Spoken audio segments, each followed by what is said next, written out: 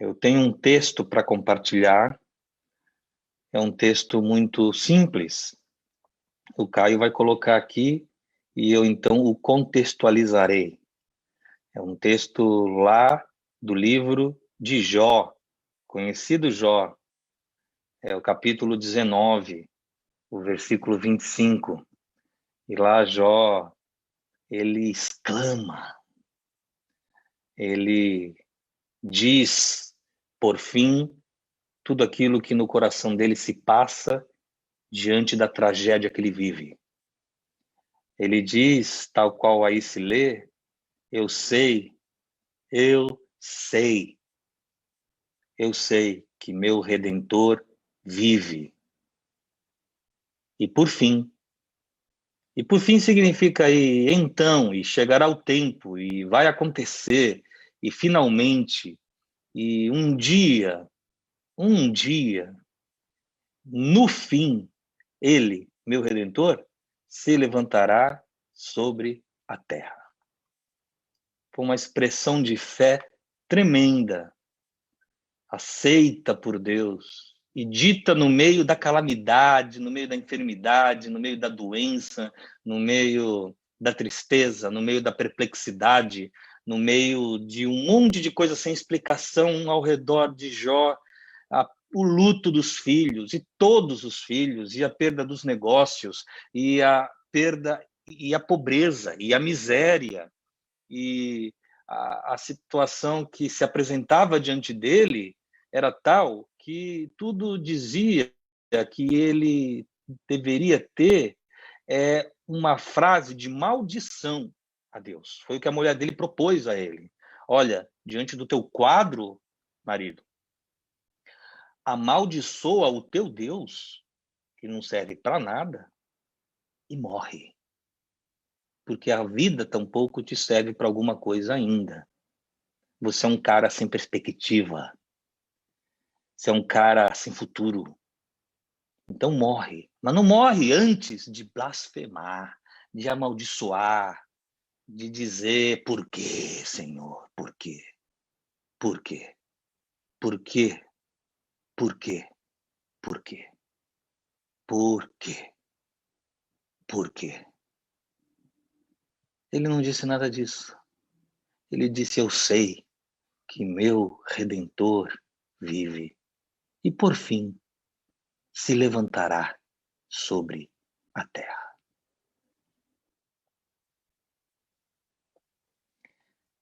A gente raramente pergunta porquês pelas dores dos outros.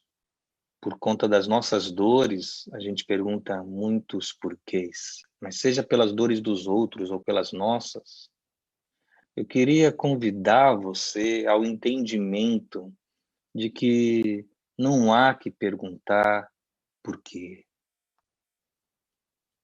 Ontem, muito distante daqui, em Cabul, capital do Afeganistão, um carro-bomba explodiu, 30 pessoas morreram, 50 estão feridas. Mas onde explodiu o carro? Deus evitou que o carro explodisse em frente a uma escola? Não evitou. O carro explodiu em frente à escola. Então, esse mundo se trata daquele mundo, segundo o apóstolo Paulo disse, desafeiçoado, desalmado. Esse mundo é este aí. É o mundo dado à violência, às ambições, às avarezas, às vaidades. E os homens seriam, Paulo disse, destituídos de afeição. Nos falta à humanidade afeição. Capacidade de se colocar no lugar do outro. E quando eu digo a nós, não estou dizendo a eu ou a você, mas a nossa geração de maneira geral, nós estamos cada vez menos perplexos. Claro, como é que a gente vai ficar perplexo a cada uma notícia? A gente, desse modo, não vai parar nunca de ficar perplexo. Preste atenção. Eu quero dizer para você que há duas formas de se relacionar com Deus neste mundo. Duas maneiras. E você precisa decidir-se pela sua. Você precisa escolher a sua.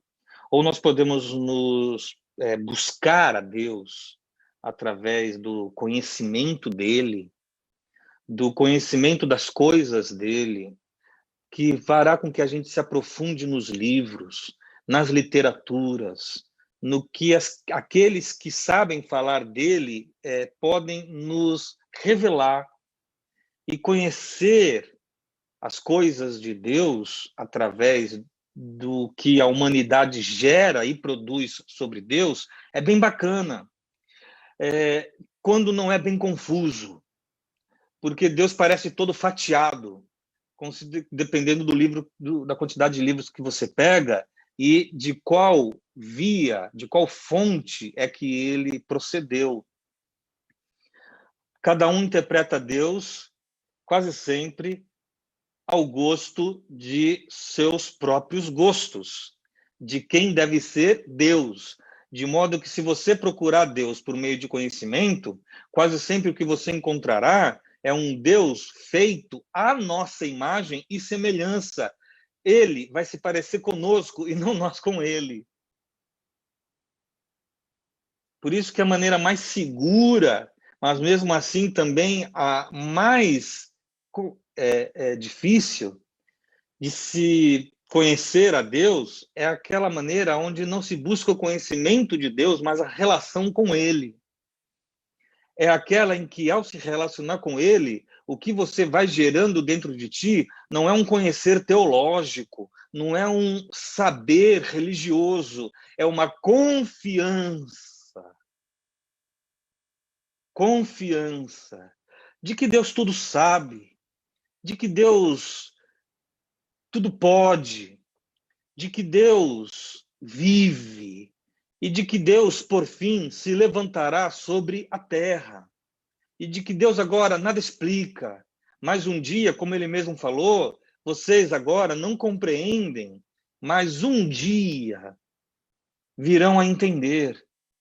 De modo que o evangelho não é, a imersão no evangelho não é o mero conhecer das coisas de Deus, e nem o conhecer teológico de Deus, até porque a teologia não consegue, nem ela, conhecer a Deus, porque Deus não se permite conhecer por meio de letras. Para além das letras, existe a necessidade de confiarmos e de entregarmos e de nos relacionarmos com a pessoa dele. Não é só com o que diz respeito a ele, porque nesse sentido a gente está falando da religião no mundo. Esquece a religião, seja lá qual for a sua.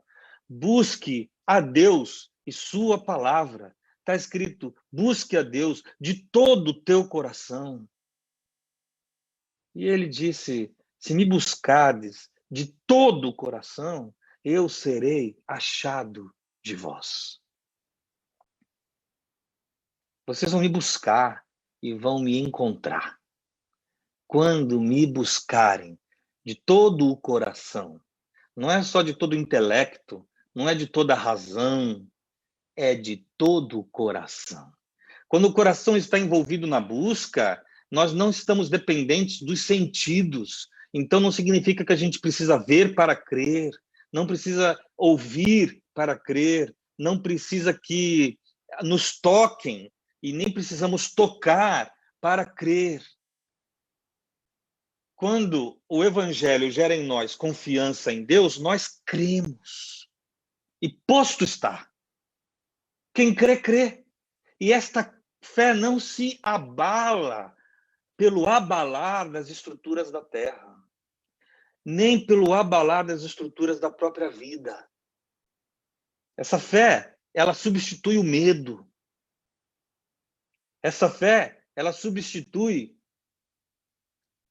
inclusive, o medo de ser ignorante em relação ao futuro. Eu posso não saber nada do futuro. Ele sabe, e isso me basta. Você está entendendo? Nós podemos ver a vida, além desse conhecimento versus confiança, e você buscar confiar, Podemos ver a vida também a partir de outras duas óticas, que é uma ótica existencial, uma ótica existencialista, uma ótica de Satriana, que é o filósofo do existencialismo. Podemos ver a vida por esta ótica existencial, tal qual Salomão, talvez, já velhinho, tenha declarado no Eclesiastes. Deus, por que é que tu deixa essa pessoa morrer lá do caixão, lá do cemitério? Ela, porventura, te louvará com a sua boca? Então, é uma questão existencialista, é quando a gente olha a vida só a partir deste chão. É quando a gente olha a vida só até este teto. E é quando a vida é só o que a vida nos apresenta aos olhos. E ela não passa de nascer, comer, crescer, e multiplicar-se, e envelhecer e falecer. E ela é esta vida que vai do garfo ao prato, do prato ao garfo exclusivamente. Ela não tem nenhum pensar de fé, porque fé é certeza das coisas que não se veem.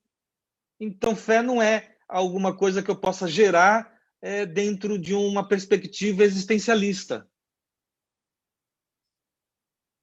Porque fé é firme convicção de fatos que se esperam e que são tratados por nós como se já fossem. Porque serão. A gente simplesmente crê. Crê somente, disse o mestre. Por isso, eu não vivo a vida só com um olhar existencialista, mas eu sei ver as coisas sob um ponto de vista existencialista. Quando eu disse aqui para vocês, por exemplo, perdi meu pai, essa é uma visão da vida existencialista.